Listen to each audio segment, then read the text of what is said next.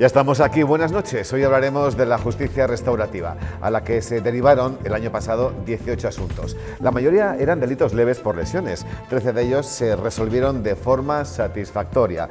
En los 16 años que lleva en marcha el servicio, se han resuelto 290 asuntos. A veces no es posible que esa petición de perdón, ni es el objetivo, pero sí que funciona muy bien porque da una oportunidad a las personas de hablar y de contar su historia, y a los ofensores, las personas ofensoras, de entender el impacto de sus acciones, ¿no? También les contaremos que hoy vecinos del barrio de Capiscol, junto con el alcalde de Burgos, se han reunido con el consejero de Sanidad en Valladolid. El retraso con el centro de salud del Silo ha sido el detonante del encuentro. Junta y vecinos van a fiscalizar de forma conjunta el avance de las obras. Fitur 2023 recupera los ritmos previos a la pandemia. A partir del próximo miércoles y hasta el domingo, 8.500 participantes, 131 países y 755 expositores se van a dar cita en esta feria, que ya iguala la superficie de 2020, que fue su año récord. Burgos y Castilla y León estarán presentes con sus principales atractivos. Nosotros prevemos que en el primer trimestre ya se superen los ingresos, el gasto turístico del primer trimestre de 2019, ya no estemos cerca de 2019, sino que superemos 2019. Esta edición de Fitur va a ser un excelente instrumento para la plena recuperación de la industria y para potenciar la fortaleza del que es el primer sector de la economía española. Pues vamos ya a la mesa y nos acompaña el economista y exconcejal del Ayuntamiento de Burgos, Salvador de Foronda. Buenas noches, hola, ¿cómo estamos? ¿Qué tal, Rafa? Buenas noches, estupendamente. Y a su lado se encuentra el rector de la Universidad Isabel I, Alberto Gómez Barahona. ¿Cómo ha empezado este inicio de curso después de la Navidad, Alberto? Bueno, pues con ganas, no queda más remedio. Nos toca empezar a trabajar y a trabajar hemos empezado bien, todo bien. Muy bien, Salvador, mucha gente que nos está viendo ahora mismo estará deseando que te pregunte cómo valoras la candidatura final del Partido Popular a la alcaldía de Burgos. Yo siempre lo he dicho, bueno, pues la valoro estupendamente. Yo creo que en un momento determinado el partido elige al mejor candidato y con el que espera ganar, y por lo tanto mi enhorabuena y sobre todo que le deseo muchísima suerte a Cristina en la encomienda de llegar a ser alcaldesa. ¿Cerramos filas entonces todos los miembros del partido en toda esta candidatura? Bueno, yo siempre he cerrado filas porque quiero decirte que yo en ningún momento me he posicionado. Yo soy fiel a mis ideas y a mis principios y siempre he tenido en cuenta que es una buena candidata, la han elegido a ella y yo lo respeto. Yo no he querido en ningún momento ni salir ni posicionarme y me mantengo con mis ideales y mi forma de ser. Yo creo que es lo mejor, no se trata ni de hacer ruido ni nada y que siga todo su curso normal, que es lo importante sobre todo para la vida política y sobre todo para los burgaleses. Bien, pues la semana que viene estará, por cierto, la candidata popular aquí con nosotros en Noticias 8, edición noche, Cristina Ayala. Alberto, ya conocemos la candidata del Partido Popular, también del Partido Socialista, el actual alcalde que se presenta a la reelección. Conocemos también Podemos, Vía Burgalesa también en breve, y nos falta todavía la incógnita de Ciudadanos, que por cierto está a punto ya de dirimirse quién va a llevar, a capitanear, ¿no?, el rumbo del barco de Ciudadanos de cara a las próximas elecciones. Pues yo no tengo más información que la que podáis tener vosotros, ¿no? Que yo creo que están ahora en un debate nacional que creo que personalmente no les va a favorecer, que creo que no van a salir fortalecidos, sino que puede ser una confrontación que suponga el fin quizá de Ciudadanos. Y luego ya a nivel local pues ignoro cuáles son los entresijos que puede haber para la designación de candidatos. Que sea el único partido que no lo tenga designado es porque quizá tenga unos problemas internos importantes. Y luego todos los demás, pues bueno, pues que en buena lid que nos hagan los proyectos de ciudad. Yo creo que no es un tema de personas, sino que es un tema de proyecto de ciudad.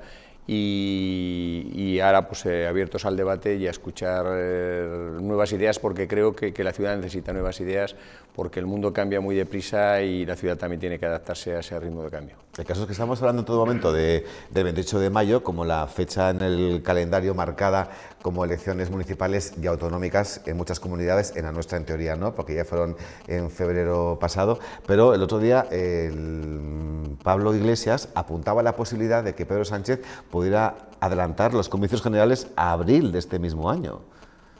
Eso es mucho adelanto, porque son en diciembre, en teoría. Claro, pero si alguien lo sabe es él, porque son los que están dando apoyo al gobierno, ¿no? Sí, Si en cualquier extraño. momento le quita el apoyo, pues precisamente habrá elecciones.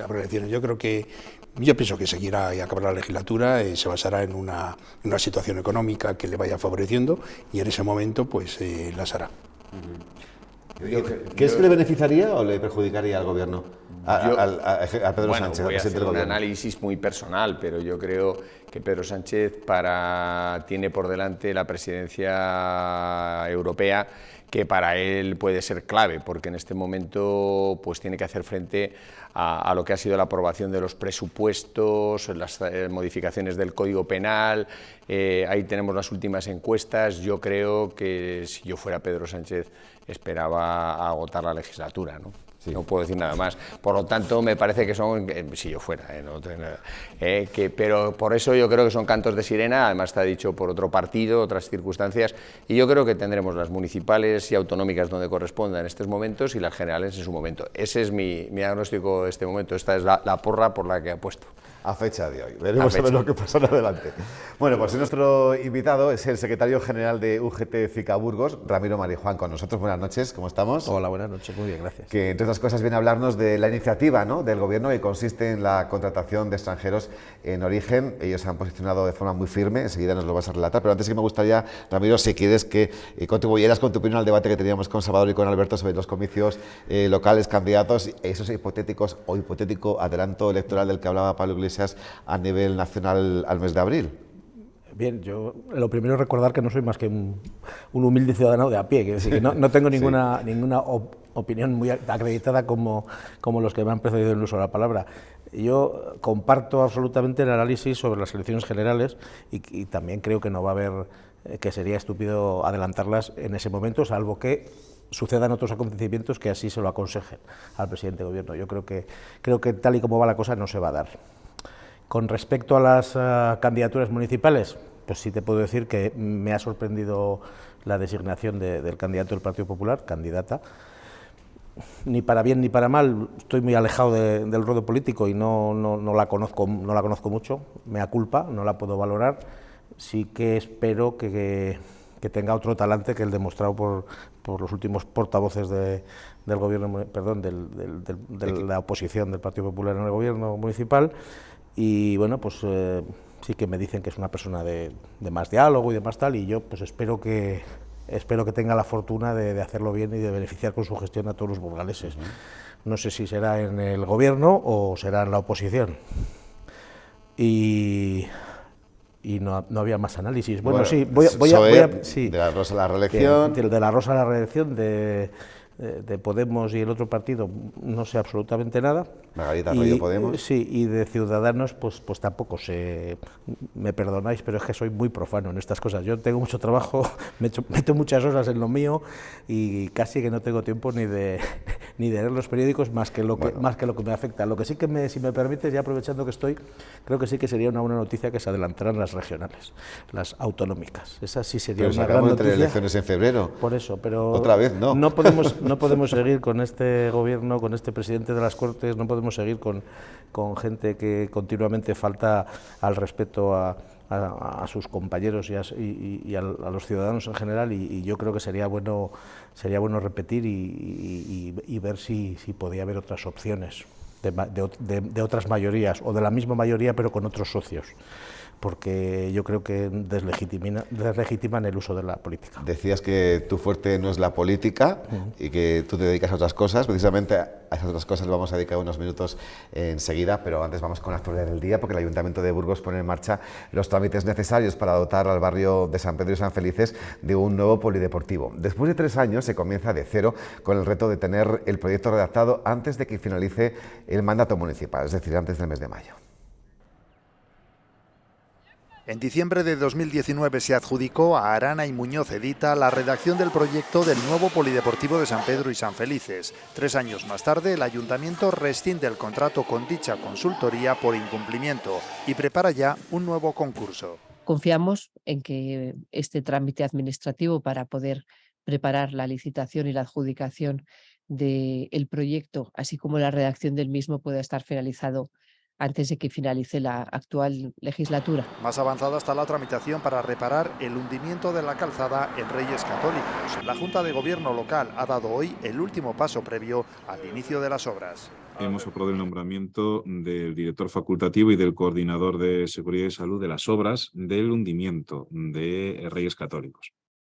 Esto nos va a permitir iniciar las obras de forma inminente. Sesión municipal en la que también se ha aprobado el Plan Director de Ciudad Inteligente. Se esté monitorizando constantemente cuál es la evolución de cada expediente, de cada gestión, tanto interna como externamente, y se detalla también en aspectos mucho más sectoriales, concretos, pues como por ejemplo identificar cómo se están prestando los servicios, los itinerarios de los autobuses, por ejemplo, qué tipo de puntualidad están observando, qué consumos tienen. Una herramienta que permitirá controlar la eficiencia de las inversiones municipales que se están realizando en materia de administración electrónica. Y vamos ahora con el consejero de Sanidad, que ha recordado hoy que la administración de la cuarta dosis para los menores de 60 es solamente una recomendación y ha anunciado que van a poner en marcha una nueva campaña para animar a los mayores a que se vacunen. En cuanto a la situación epidemiológica, en la comunidad a día de hoy no considera necesario reunir al comité de expertos para analizar el avance de los contagios, algo que sí se ha hecho en comunidades como Andalucía. Que nosotros en este momento, dada la situación epidemiológica del virus en Castilla y León, no lo consideramos en este momento necesario. Veremos a ver qué sucede, si en algún momento determinado pues es necesario, lo llevaremos a efecto. Y vamos ya con los temas de debate, porque hoy profundizamos en la conocida como justicia restaurativa. Es una forma distinta de entender la justicia penal en la que se le da participación directa tanto a la víctima como al delincuente. En Burgos el año pasado se derivaron 18 asuntos, la mayoría peleas en fin de semana, de los cuales 13 fueron resueltos de forma satisfactoria. Este es el proceso. La justicia restaurativa pone el foco en la reparación de las consecuencias de un delito.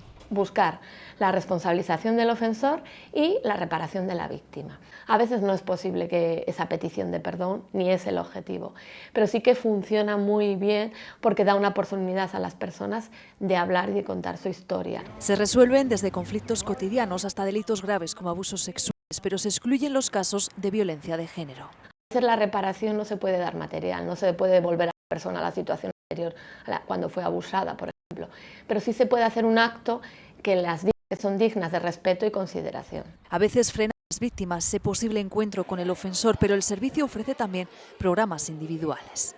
Se tiene miedo porque siempre se centran las personas en ese encuentro conjunto y nosotros siempre decimos que también se puede trabajar individualmente y que antes de un encuentro conjunto hay mucha preparación. El objetivo principal es que dejen de sentirse víctimas para sentirse supervivientes. El programa que realizaban dentro de la cárcel ha sido suspendido, pero continúan con el servicio de acompañamiento a personas que salen de prisión para favorecer su reinserción. Pues de la teoría vamos a la práctica. Tenemos en la mesa a dos abogados. Alberto, una justicia restaurativa pues que no se conoce mucho, pero que a tener los resultados que hemos dado, pues parece que está teniendo cierto éxito.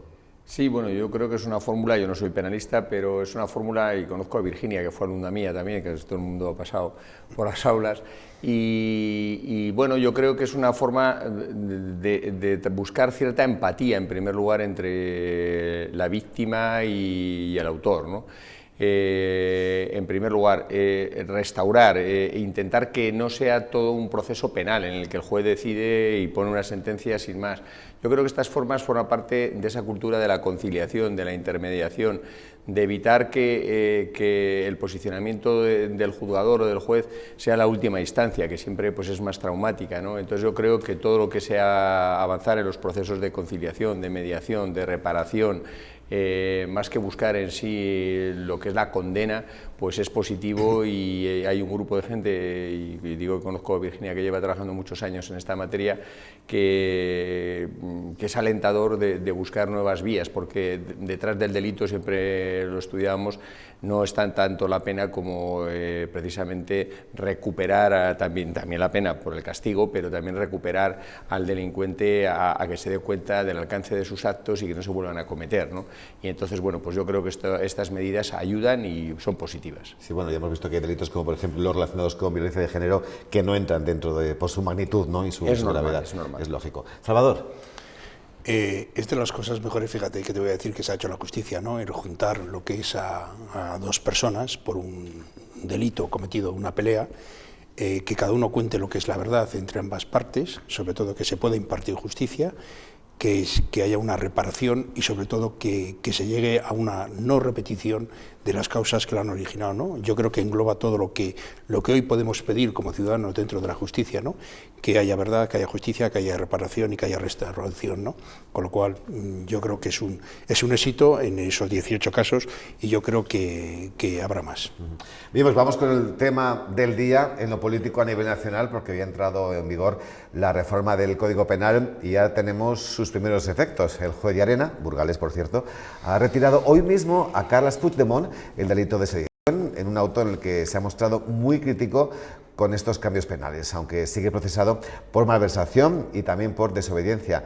Va a pasar, Alberto, un poco como con la ley del sí es sí, que ahora vamos a tener, sobre todo en el tema de malversación, ver cómo hay ciertas condenas se rebajan o ciertos veredictos no tienen el sentido inicial. Bueno, yo creo que es más grave, yo lo digo abiertamente. Yo creo que esto supone que hay dos justicias y en principio la justicia debe ser igual para todos. Hay un tipo de delincuentes que han podido modificar la ley para que los delitos que habían cometido se produzca una amnistía encubierta, es decir, que los delitos que cometieron pertenecen a un colectivo que tiene privilegios, que es la clase política, y empleo el concepto clase con más acento que en ningún caso, la clase política, y se les exime. Y lo que ha dicho el juez Llarena en su auto es muy importante. Ha dicho, no se trata de que vamos a dulcificar y vamos a bajarlo a desórdenes públicos. Dice, es que no es ni subsumible en el tipo. Es decir, significa que son tipos radicalmente distintos. Con el auto que dicta el juez Llarena, que es un magistrado, yo creo, digno de todo, con muchísimo prestigio, lo que está diciendo es, se ha producido una amnistía encubierta para aquellas personas que se les había imputado, mantengo la malversación, aunque también tendrá una rebaja, y ha sido totalmente coherente con el respeto a la ley, que es lo que debe hacer siempre un magistrado, pero en el auto se denota que el comentario político que se ha hecho a la ley de decir que se baja de la sedición a los desórdenes públicos no es tal, porque esas conductas no encajan en el desorden público. Si esto es así, lo que se ha producido es una amnistía encubierta a aquellas personas que atentaron contra la unidad de España y desobedecieron de forma flagrante la ley. Por lo tanto, hay una expresión que se ha utilizado mucho en los medios, han sido los propios condenados quienes han hecho la norma para obtener su perdón. Claro, porque es que es una ley cuyo cambio afecta a muy pocas personas realmente.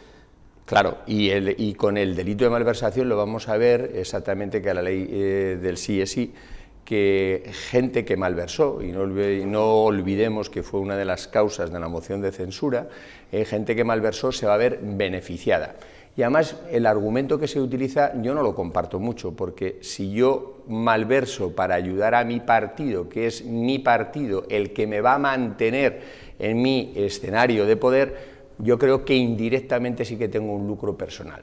Por lo tanto, no comparto en absoluto la reforma, creo que es una reforma hecha con nombres y apellidos que beneficia a determinadas personas de la clase política y que transmite muy poca seriedad en nuestro sistema jurídico y, sobre todo, pone en peligro el que se desprovee del Código Penal una figura para preservar el artículo 2 de la Constitución española, que es la unidad de España. No, es mentira que esto no exista en otros países, ni mucho menos, lo tiene Alemania, lo tiene Francia, lo tienen todos los países, y esta despenalización se verá corregida porque es que queda desprovisto el Código Penal de herramientas y de tipos para defender los valores de un Estado, y esto no es habitual. Muy claro, muy claro. Salvador. Estoy de acuerdo con lo que has dicho, pero te voy a decir una cosa.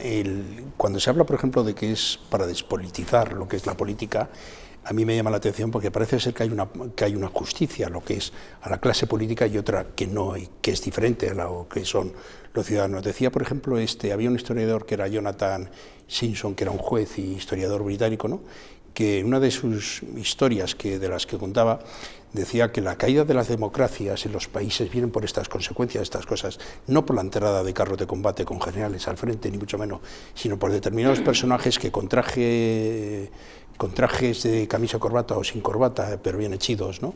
Llega un momento que, y hablando sobre todo de derechos humanos y de temas sociales, son los que al final se cargan estas democracias.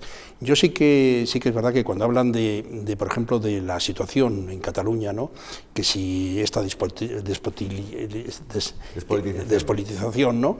Va a dar lugar a una tranquilidad mucho mayor, yo no estoy de acuerdo. Quizá esa tranquilidad la tienen sencillamente desde que se aplicó el artículo 155 y eso es una realidad. Yo creo que nos equivocamos y yo espero, por ejemplo, que la Unión Europea, lo mismo que cuando se aplicó el 155 y cuando se les juzgó, cuando se les detuvo, estuvo de acuerdo y habló y dijo lo que pensaba, vuelva a decir algo ahora en estas cuestiones. Bien, pues vamos a seguir avanzando, un tema que es bastante preocupante porque 2022 ha sido el año en el que el precio de los alquileres en Burgos ha batido su récord. Los cada vez menos inmuebles disponibles y la mayor demanda son los principales responsables y un asunto que parece, Salvador, que va a tener continuidad durante este 2023. Bueno, esto va a continuar, pero no solo aquí en Burgos, sino va a continuar en toda España. Es decir, que la demanda es mayor que la oferta. Entonces, vamos a hacernos una pregunta, ¿dónde está el error? Yo siempre he dicho, y como soy un poco fiscalista, ¿no?, que el problema está en la propia fiscalidad que se aplica a la vivienda. Y quiero decir que cuando tú te vas a comprar un terreno, pagas un IVA al 21%, cuando lo vendes, pagas el 21%, cuando haces la hipoteca pagas actos jurídicos documentados, cuando es una herencia pagas una plusvalía, cuando la alquilas a una sociedad te comes un IVA que no te lo puedes deducir, o si tienes una sociedad de alquileres pues pagas un 15% más en impuesto de sociedades que lo que es un fondo de inversión, ¿no? Luego tienes el IBI, tienes el ICIO, tienes tasas, tienes basuras. Todo eso aglutina lo que es unos precios sobre que es imposible, es decir, hay que hacer una fiscalidad para que la gente pueda adquirir, como dice la propia Constitución, tener una vivienda, que todos podamos tener una vivienda. Por lo tanto, a veces te preguntas si no ha salido esa ley de vivienda porque interesa que la demanda no supere, es decir, no baje por la oferta. Lo que hay que tener es una oferta de viviendas y que todo el mundo tenga su vivienda en alquiler y que los alquileres bajen. Alberto. Pues yo suscribo lo que ha dicho Salva totalmente, ¿no? Yo creo que en la realización práctica del derecho a la vivienda tiene una primera lacra que es objeto de una tributación muy agresiva que encarece el acceso a la vivienda. Primer tema. Segundo tema, la situación sociolaboral, ¿no? Es decir, yo creo que hoy las condiciones retributivas de nuestros jóvenes, emprender la aventura de adquirir una vivienda, obtener un préstamo donde los tipos de interés siguen subiendo, es, yo diría, casi retomando el título de una película, misión imposible. Y en consecuencia esto lleva a que no se esté comprando, que se incremente la demanda de arrendamiento, pero el parque de viviendas, si no se están vendiendo, no se están haciendo, o se hacen en menor medida y en consecuencia cuando la demanda supera la oferta, pues suben los precios, con lo cual estamos en un círculo vicioso en el que hay que aportar por parte de todos. Yo creo que hay que dejar de ver en un derecho, que es el derecho a la vivienda, un objeto muy agresivo desde el punto de vista tributario de las cargas públicas, es decir, vamos a ganar, y por otra parte desarrollar también las políticas de viviendas sociales, etcétera. Creo que también es un tema a retomar para poder hacer que muchos jóvenes puedan acceder a ese derecho a la vivienda. Pues sí, me gustaría hablar con nuestro invitado Ramiro Mariuján, secretario general de UGT FICA Burgos, sobre este asunto del alquiler que, a buen seguro, en vuestro sindicato habéis abordado en un sinfín de ocasiones. Sí, vamos, no tanto desde el punto de vista del alquiler como más desde... A ver, estando de acuerdo en lo que han dicho mis compañeros de mesa, en algunas de las cosas, yo creo que sí, también habría que facilitar el acceso a la vivienda en compra, no solo en alquiler, no solo facilitar al gran propietario de viviendas, que tradicionalmente es un tipo de persona que tiene muchas y que las alquila, sino facilitar para que eso no sea tan así, pues que la gente que no tiene tantos recursos pueda adquirirlas. Y estoy de acuerdo en cuanto a que hay que facilitar ese acceso y que habría que dar, pues a lo mejor otro tipo de subvenciones, créditos más blandos, etcétera, etcétera, para vivienda social y no tan social, porque es que hoy en día con un salario medio, el del Convenio del Metal, que tanto cacarean que es el mejor de España y tal, pues para un peón, que son casi todos, son 22.000 euros. Con 22.000 euros una persona al año, comiendo, vistiendo y tomándose un café, no le da para pagar una hipoteca de un piso de 180.000, que es una cosa normal. Por aquí, por el extrarradio, no te estoy hablando de irnos a vivir al foro, donde solo tienen suerte de vivir algunas personas. Entonces, estando de acuerdo en eso, yo creo que también habría que facilitar la rehabilitación de viviendas. También me gustaría recordar que hay muchísimas viviendas que están vacías, muchísimas. Sí que es cierto que hay más demanda de alquiler que oferta, pero es porque hay muchas cerradas que no se ofrecen. Y hay muchas cerradas que ni siquiera se mantienen, que son de propietarios tradicionales, históricos, familias conocidas, que ahí tienen sus edificios cerrados y que nadie les dice nada. Pues a lo mejor habría que legislar y regular alguna cosa también en ese sentido. ¿Queréis comentar lo que acaba de decir Ramiro a este respecto? Bueno, es que ahí también están los límites a los precios de alquiler. Yo creo que este es uno de los temas que merece un debate muy serio e integrar muchos puntos de consenso, porque la situación es muy compleja y yo considero que es un tema crucial el derecho a la vivienda, y creo que están teniendo visiones muy sesgadas y muy separadas de los dos principales partidos políticos en nuestro país en estos momentos. ¿Salva? El parque de viviendas es pequeño y lo que habría que incentivar, ¿no? Tiene que haber más viviendas y sobre todo que esas viviendas fuesen viviendas sociales y que tuviesen acceso. Entonces, ¿cómo tener acceso?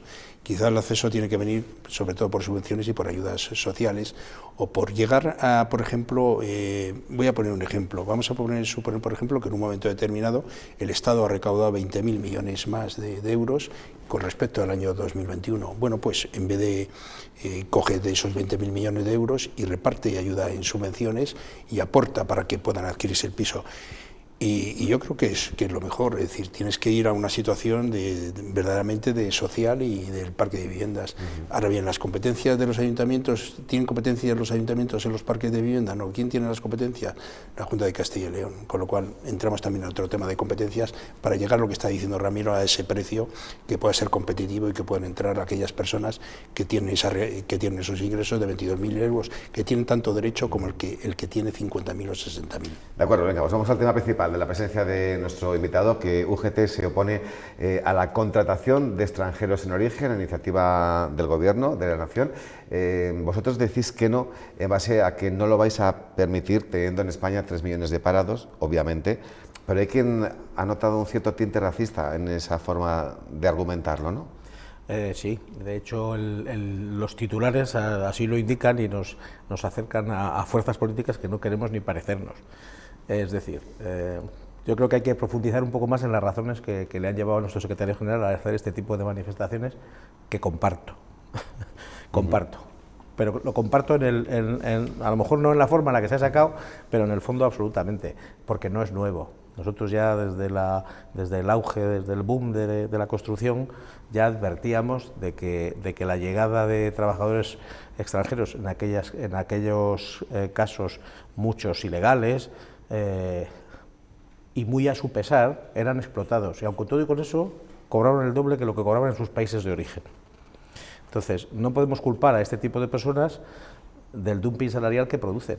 Tenemos que culpar al que se beneficia de ese dumping social y salarial, que son los empresarios. No todos los empresarios, y tenemos en Burgos estupendos modelos de empresarios ejemplares, pero también tenemos algún que otro pirata. También le tenemos y le hemos tenido aquí y en todos los sitios. Tenemos nuestro porcentaje de piratas, nuestra alícuota de piratas la tenemos en los empresarios, en los trabajadores, seguro que en los medios de comunicación y seguro que en los representantes sindicales, en los propios sindicatos, tenemos nuestra cuota todos. Entonces, yo insisto en que no es un mensaje racista, que lo que queremos es que hay muchos extranjeros y nacionales que no tienen trabajo y que después de conocer lo que conocen no están dispuestos a que se les siga explotando con salarios de miseria después de 12 horas detrás de una barra, por ejemplo. O que se les mande a las obras de edificación cobrando bastante menos que lo que se cobra aquí, por ejemplo, en Burgos. Y estamos cansados de ver trabajadores extranjeros legales de unas nacionalidades limítrofes que cobran la mitad que los nuestros y aun con todo y con eso les compensa venirse aquí a trabajar. Quiero recordar que estamos hablando en todo momento de contratación de extranjeros en origen. Me está diciendo de personas inmigrantes que están aquí viviendo, no, en nosotros, gente que les van a ofrecer ese trabajo en su país de origen, que por cierto, ¿eso cómo se articula? Pues mal, se articula mal, me imagino que se articulará en base a convenios que se hagan con ciertos países y allí se envíe una especie de embajada de grandes benefactores que quieren quitar la miseria de ciertos países y traerse a los trabajadores a mitad de coste, ¿vale? Porque yo es lo que conozco, porque si tú vas a Perú, si tú vas a Honduras, si tú vas a República Dominicana, vas a Cuba y les ofreces el salario mínimo por una jornada máxima, por ejemplo, ellos van a mejorar muy sustancialmente sus condiciones, muy sustancialmente, pero debemos recordar que las condiciones en España son mejores y que esas condiciones son las que han de ofrecérseles. Entonces, muchas veces cuando se decía, es que en España no hay camareros, no hay camareros a 1.000 euros, 12 horas, no hay camareros, pero claro que les hay profesionales, y yo conozco aquí en Burgos muchos, en buenas cafeterías, en buenos restaurantes, en sitios, no hablo buenos desde el punto de vista de lujo, hablo de sitios reconocidos, con prestigio, que trabajan bien, ahí tienen buenos camareros y les pagan, y son algunos españoles, otros son extranjeros, otros son inmigrantes, y no hay ningún problema. ¿Cuál es el problema? El problema es que se intenta aprovechar la desprotección de ciertos ciudadanos para ofrecerles condiciones sensiblemente inferiores, las mínimas que se pueda, que es normal, que yo entiendo que cualquiera que monte una empresa, lo entiendo, bueno, pues pretende maximizar beneficios y minimizar gastos, ¿vale? Porque así le sale mejor la cuenta, y intenta pagar lo menos que puede, casi siempre en base a un convenio, y a veces ni siquiera eso.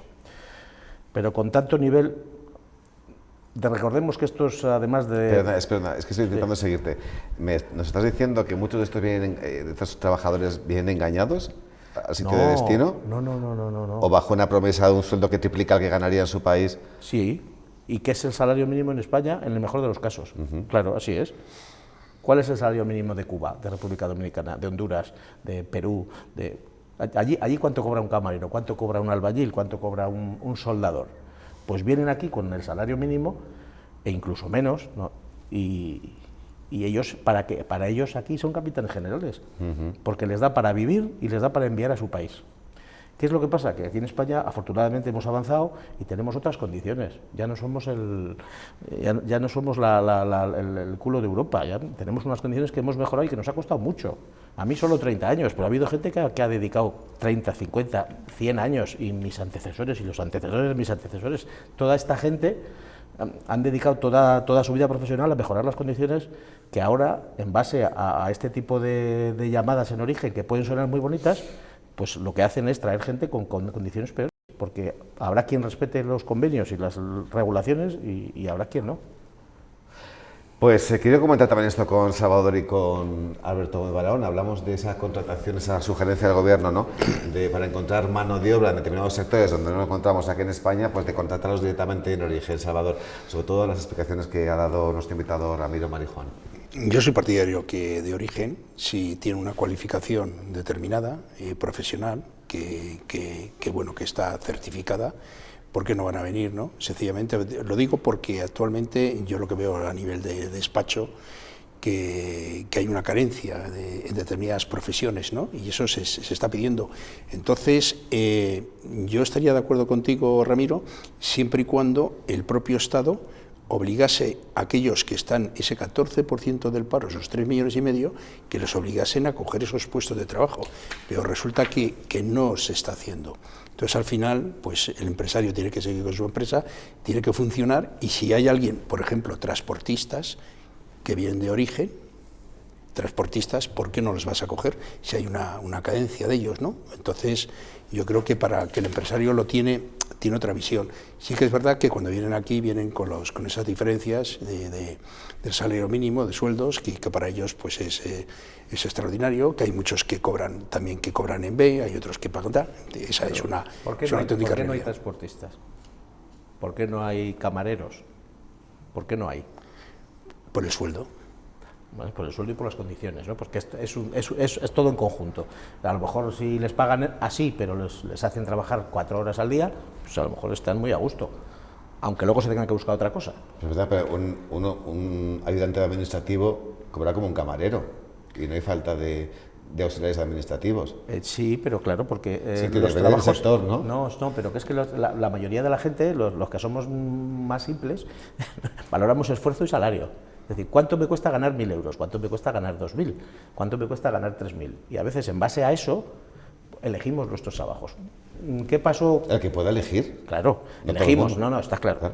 En Burgos estamos casi en el pleno empleo. Es decir, Sí. que estamos, creo que tenemos un 6%, creo que no llega, de parados, que básicamente es que trabaja, no voy a decir que quien quiera, porque ahora yo conozco personalmente gente que quiere trabajar y no puede, pero estamos ahí rozando. A pesar de tener los convenios más caros de la comunidad y a pesar de todas esas cosas que se nos acusa de que las empresas se van, a pesar de todo eso, tenemos menos paro. Pero hay fijos discontinuos. Ahora muy pocos. Pero quiero decir, yo por ejemplo, mira, yo no soy partidario de lo que está sucediendo en Italia, ni mucho menos, pero hay una cosa que sí que soy partidario. Es decir, aquel parado que se le ofrece ese trabajo y no lo admite o no lo quiere, entonces que se le expulse de esas listas, ¿no? Este debate es, perdona, un segundo, Ramiro, que es un debate que creo muy importante. Alberto también tiene que pronunciarse, tengo una persona esperando, charlo con ella, si os parece, 5 minutillos y volvemos aquí a la mesa, porque quiero charlar ahora con el presidente del Consejo General de Colegios Farmacéuticos, es también burgalés, Jesús Aguilar, con nosotros. Buenas noches, Jesús. Hola, Rafa, buenas noches, ¿qué tal estás? Bien, gracias, ¿y tú cómo estás? Muy bien, aquí en los madriles. Bueno, representando a todos los farmacéuticos de España, Jesús. A todos los farmacéuticos, eso es lo que es. La verdad que es un orgullo, además como burgalés, poder representar a los 80.000 farmacéuticos. Bueno, pues gracias por atendernos, Jesús. Lo más preocupante, llevamos varias semanas en las que se nos está alertando de la escasez de medicamentos en las farmacias. ¿Hasta qué punto tenemos que preocuparnos? Bueno, yo creo que es verdad que tenemos una situación muy complicada de muchas faltas y muchos desabastecimientos de medicamentos, pero también es verdad que todos los medicamentos, en un 90% de los medicamentos que tenemos en falta y en desabastecimiento, tenemos arsenal terapéutico para poder ser sustituido por este tipo de medicamentos, ¿no? Con lo cual creo que no debemos tener una alarma desde el punto de vista social. Hay muchos puntos, ¿no?, que dependen de que tengamos en las farmacias estos medicamentos y bueno, pues la verdad que están siendo momentos muy complicados. Vale, quiero entender entonces que uno tiene un medicamento prescrito por su facultativo, por su médico, va a una farmacia, le dicen que no, pero le dan otra alternativa, imagino un genérico, o sea que no se da la circunstancia de que no hay ni el medicamento real ni el genérico. No es un problema de medicamento de marca o de medicamento de genérico. Ahí tú puedes tener un medicamento, como ha pasado con el Aumentine, con la amoxicilina de los niños estas Navidades, donde tienes un problema es en la fabricación de lo que es una suspensión, pero sin embargo sí que tienes la presentación en comprimidos, ¿no? Entonces el efecto es el mismo, lo que pasa que no es esa forma farmacéutica, esa es la sustitución a la que me refiero. Ah, vale, perfecto. Y una cosa, ¿tenéis coordinación entre farmacias? Es decir, yo voy a una farmacia de Burgos hoy, me dicen que no tienen lo que yo estoy buscando y se coordina con otra de Burgos, Logroño, Valladolid o Palencia. Pues mira, sí, hemos puesto en funcionamiento una herramienta que la llamamos PharmaHelp, una herramienta que ya está puesta en 51 colegios de toda España, por la cual en el momento que un paciente requiere de una medicación que no la tenemos en nuestra farmacia, lo ponemos dentro de este sistema y los compañeros que están alrededor nos informan, ¿no?, a ese compañero que lo ha pedido si lo tienen, ¿no?, si tienen este medicamento, pues para que el ciudadano no tenga que estar dando vueltas a toda la ciudad sin poder encontrar ese medicamento, ¿no? La verdad que es una herramienta que nos está funcionando estupendamente y en los últimos meses pues ha habido en toda España ha habido 112.000, creo que han sido peticiones peticiones de ayuda, ¿no? para poder encontrar esos medicamentos. Qué bien, esa es una gran iniciativa, sin duda alguna. Jesús, llevas año y medio como presidente nacional de los farmacéuticos. ¿Qué balance haces de este tiempo?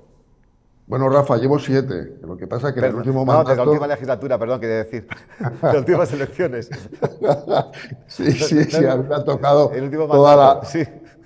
Me ha tocado todo lo que ha sido esta tremenda pandemia, ¿no? Y que seguimos teniendo por delante, ¿no?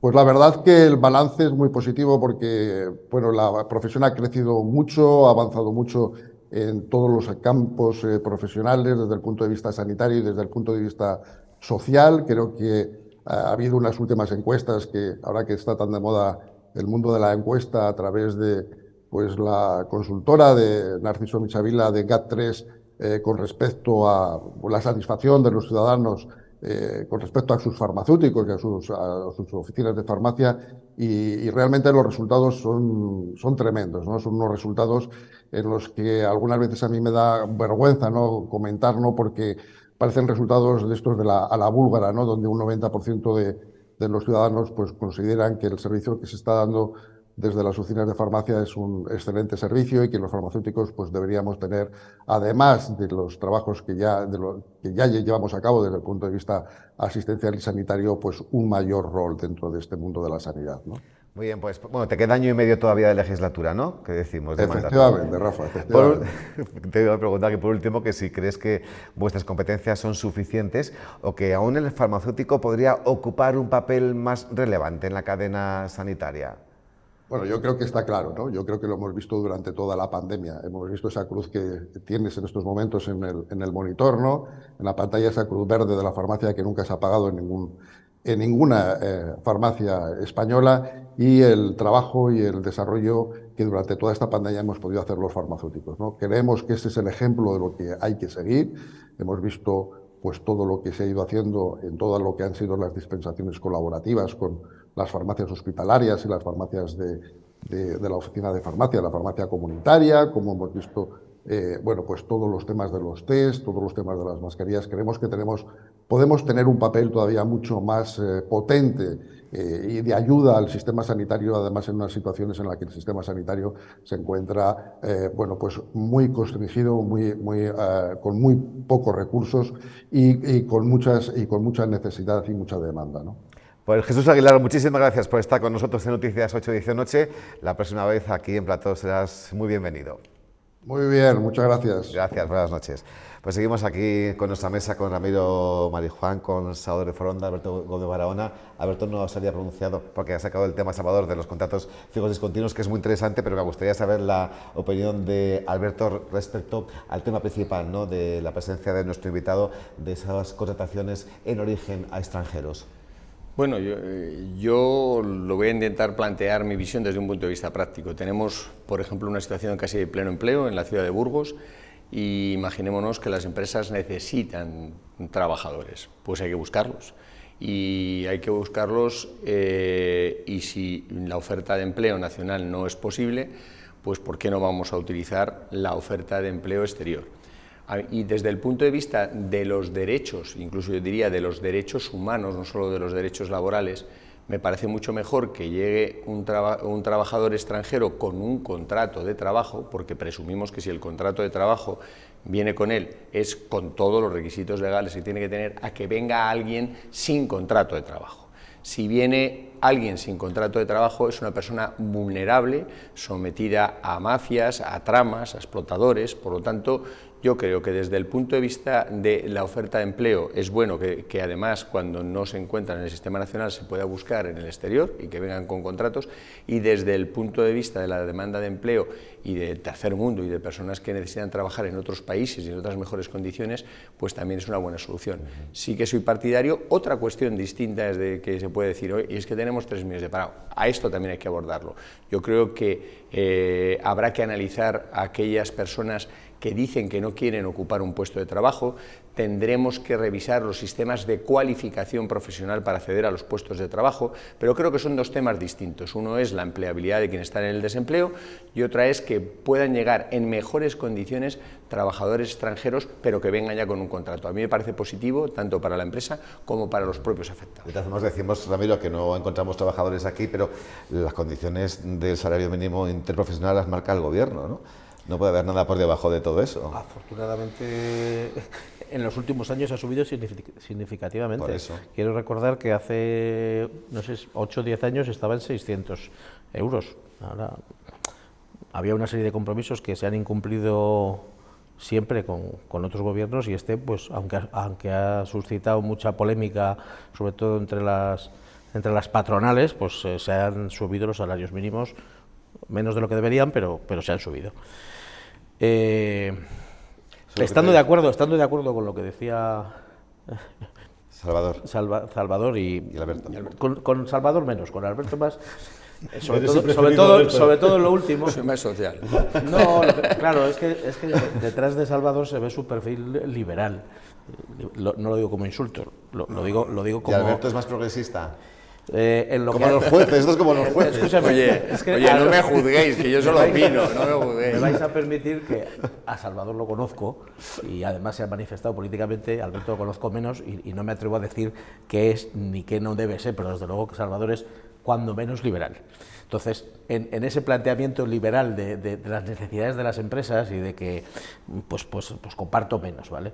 Se nos ha olvidado, a mí se me ha olvidado, pero Alberto ha hecho muy bien en apuntarlo, decir que esos 3 millones de parados, ¿qué hacemos con ellos? Que ese es el kit de la cuestión y de las manifestaciones de nuestro secretario general.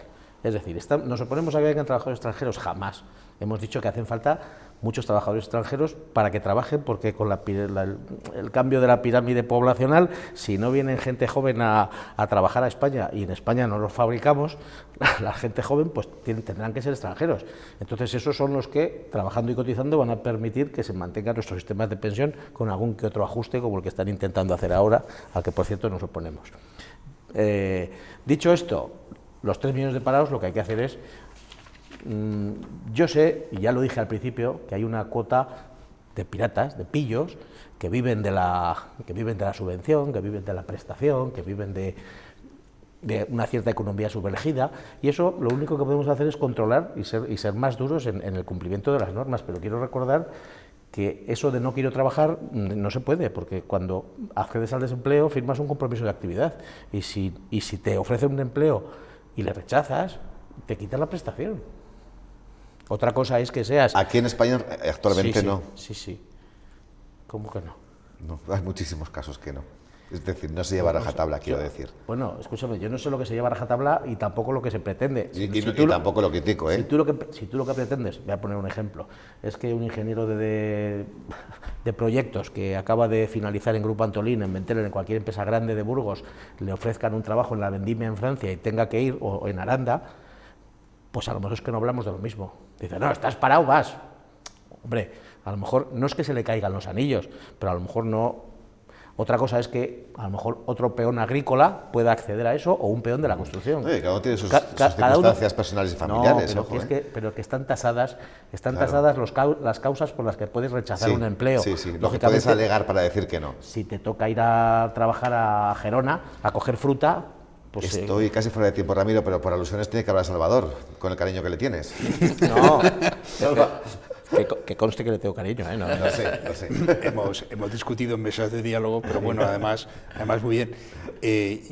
Te puedo comprar, el discurso tuyo te lo puedo comprar como liberal que soy, ¿no? ¿Qué dices?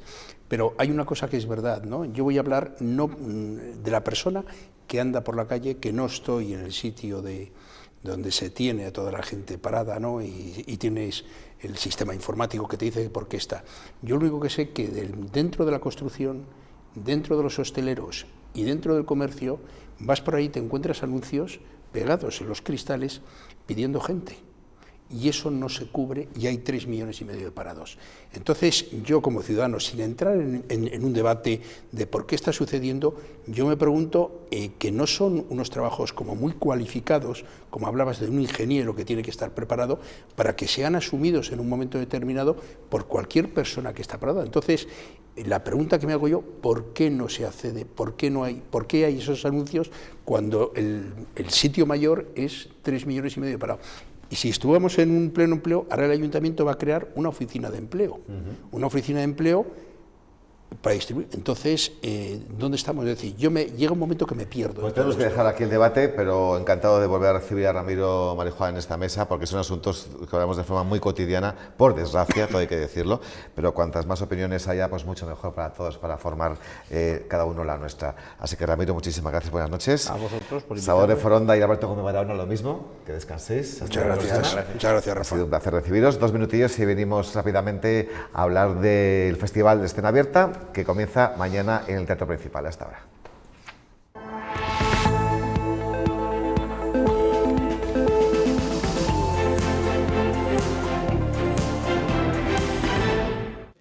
Últimos instantes de Noticias 8 edición noche para contarles que el Festival Escena Abierta regresa mañana a Burgos. Hasta el 22 de enero se va a celebrar su 24ª edición. La compañía 10 y 10 será la encargada de inaugurar la cita en el Principal con Precipitados. Indaga en un tema pocas veces visto en escena, el suicidio. Entre las codirectoras de esta obra se encuentra la burgalesa Elisa Sanz. Sí. Escena Abierta abre el telón de su 24ª edición con una reflexión acerca del tabú del suicidio. A través de una dramaturgia visual y sonora, Precipitados de la compañía 10 and 10 indaga en las razones, las preguntas y los anhelos de quienes se dejan ir. Presentamos precisamente los dos lados, presentamos el aquí y el allí. Esto es un desvelar un poco de lo que es el espectáculo, pero pensamos que si se empieza a comprender qué les lleva a suicidarse, a lo mejor podemos ayudarles. La bailarina Inés Narváez, la coreógrafa Mónica Runde y la escenógrafa burgalesa Elisa Sanz codirigen esta representación sobre un tema que consideran aún está muy soterrado en nuestro país. Precipitados deja varias reflexiones que huyen de la demonización. Hay mucha gente a la que podemos asistir y con la que podemos estar sujetando las manos para que esto no suceda, pero luego también hay que dejar de demonizarlo. Esto pasa, sucede y hay personas que necesitan que esto sea así. Un espectáculo con una enorme carga emocional que ha sido elegido como uno de los mejores del año. Tras su estreno en Madrid, sale por primera vez de la capital de España. Y es la primera vez que lo hacemos en un teatro a la italiana, por lo tanto va a haber ciertos cambios que van a modificar la puesta en escena y estamos bastante... como excitada, ¿no?, de ver cómo va a quedar aquí. Precipitados mañana en el Teatro Principal a las 8:30 de la tarde. Entradas a la venta por 10 euros. Que sepan que más de 16.000 personas han disfrutado de la última de las exposiciones programadas por la Fundación Octavo Centenario con motivo de la conmemoración del 800 aniversario de la Catedral de Burgos. La muestra, que resumía toda la actividad desarrollada durante los 5 años que ha durado la efeméride, supone el broche de oro al cumpleaños del mayor activo de nuestra ciudad. Y vamos ya con la previsión del tiempo. Parece que llegan cambios importantes este fin de semana y que la próxima semana, Daniel Angulo, ¿será invierno de verdad? Hola Rafa, muy buenas noches. Bueno, mañana va a ser una jornada tranquila, muy parecida a la de hoy. Vamos a tener niebla, sobre todo en el oeste y sur de la provincia, que podrían resultar persistentes, y también algunas heladas y escarchas, aunque no tan generalizadas como hoy. Pero estamos atentos efectivamente a lo que nos va a ir llegando durante el próximo fin de semana. Y es que en la situación isobárica vemos cómo el anticiclón de las Azores famoso pues se va hacia el norte, y eso va a tener consecuencias, porque el aire frío del norte se va a desplazar hacia nuestro país. El sábado veremos cómo aumenta la nubosidad y cómo entra viento con subida de temperaturas, pero el domingo atención a este frente frío que nos irá llegando, porque va a traer tiempo muy revuelto, lluvia por la mañana, nieve y granizo por la tarde y nieve y aguanieve a solo 700 metros al final de la tarde y por la noche, con ambiente desapacible y un progresivo descenso de temperaturas. Y la próxima semana, que es la típica semana de los Santos del Frío, que empieza con San Antón, pues se va a cumplir, porque vamos a tener ambiente invernal. Vamos a saber ya de una vez que estamos en enero y en invierno. Será la próxima semana eso. Pues tiene que llegar tarde o temprano, ya nos marchamos. Gracias como siempre por informarse con nosotros. Descansen y si quieren nos vemos el lunes aquí a las 10 para contarles lo que pasa. Buenas noches.